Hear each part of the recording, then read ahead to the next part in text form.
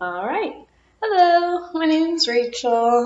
My book is Why Butterflies Go By on Silent Wings by Marguerite W. Davol, illustrated by Roth, and some beautiful watercolors. I chose this book because I was walking through the library looking for a modern fantasy book, specifically for under third grade, hopefully. And this was one of the ones on display. The watercolors and the brightness immediately caught my attention, and love butterflies. So I looked at it and I decided to do this one.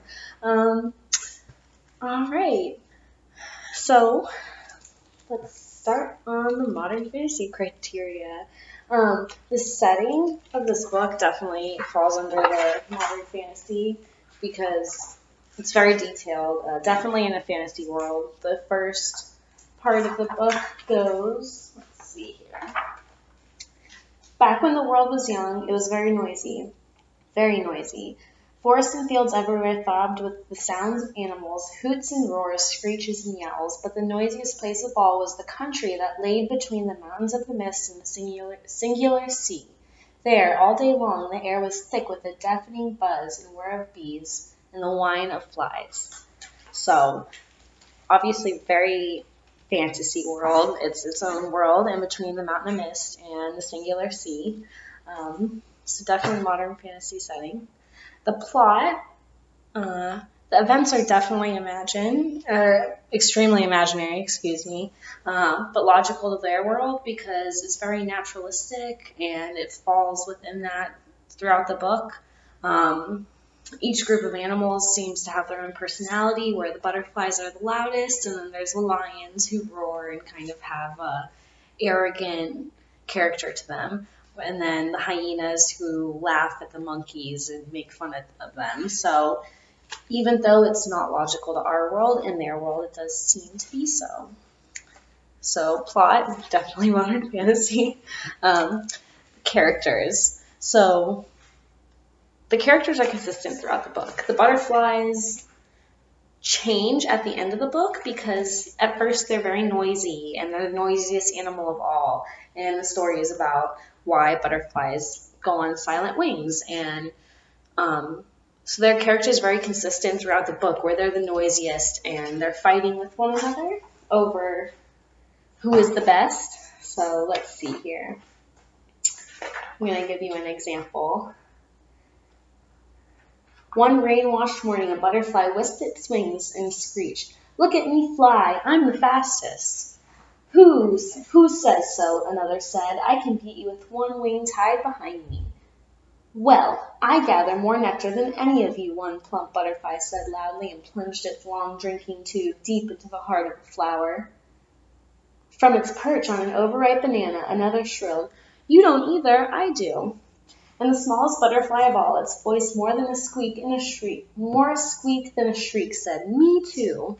And this happens a couple times throughout the book where it goes through the butterflies and then the littlest butterfly at the end says, "Me too." So the characters are very consistent.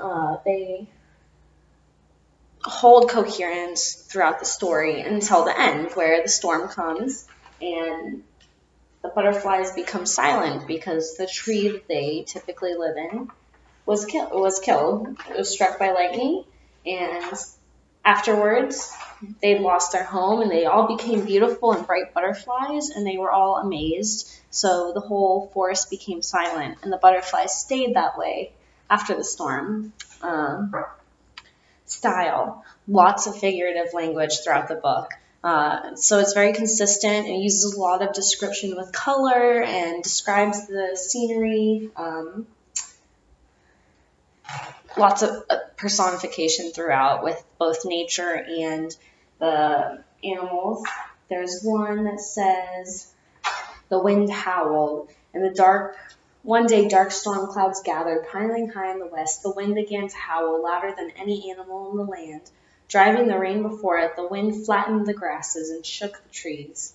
So nature here is personified. But the animals are throughout because they have dialogue where the butterflies are talking to one another, like before, the example I'd given you with the characters. So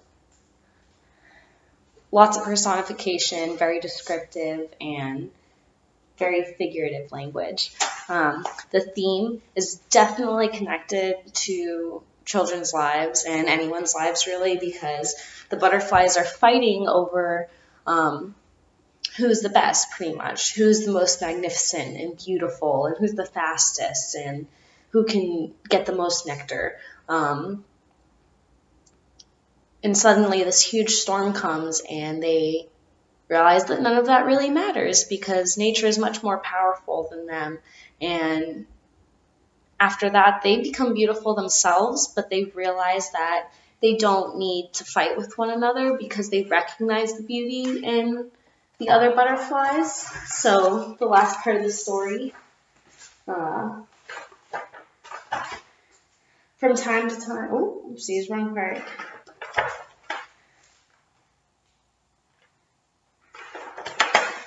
But it can definitely relate to the lives of people because it's about learning to be quiet and appreciating nature and the qualities in others that we don't often see as beautiful, but recognizing that that's a part of all of us and we don't have to fight and compete over who is better. So, awed by their transformation, not one butterfly thought to brag or argue.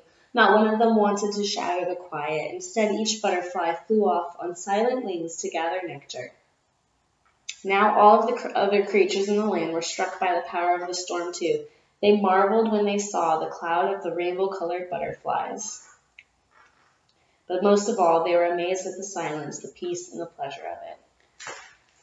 So the butterflies recognizing the beauty of nature and the beauty in themselves helped the other creatures in the forest also recognize that too, and the whole forest became a much more beautiful and peaceful place for everyone who inhabited it. So overall, wonderful book, Why Butterflies Fly on Silent Wings, or Go By on Silent Wings, excuse me. Great theme, great lesson at the end, definitely modern fantasy. All right, thanks guys.